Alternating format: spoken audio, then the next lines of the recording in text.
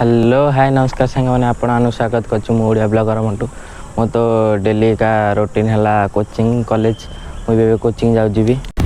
एबे आमे बाहर के आसलु तो एबे कोचिंग एबे तो टाइम हम 6:50 तो कोचिंग छुट्टी है कोचिंग रे हम जाऊ घर को आज तो कॉलेज भी छुट्टी अच्छी +3 एग्जाम जाती मो सांगर मोर तो कोचिंग आइलु राति ता गाते आनी जे मोबाइल टा खराब हो जाई भाई सी साइकेल आनिक आम आगे आसी पहुँचली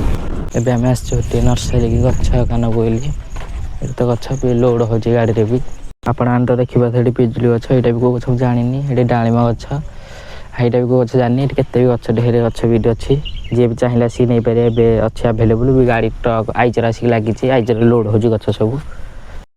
गोटे भाई घर तो भोजी था 4टा शिखा भोजी खाए केते लोग भी खाई बसते भोजी आइटम होता अन्न डालमा खट्टा खीरी तरकारी पापड़ पोटल पनीर आपण किसी भिडियो देखो आपण देखु रुको ऐसे नहीं शुरू से दिखाता हूँ आखि साखी से प्रेमर अजଣା से बाटरे केवे तू आसुरे तो स्मृति चिन्ह पाई केते भलरे पारे नाही कहिरे जाने जहाँ मन खाली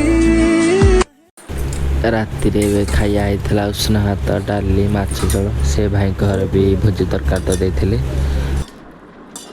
रहुजी जय जगन्नाथ देखा नेक्स्ट वीडियो रे।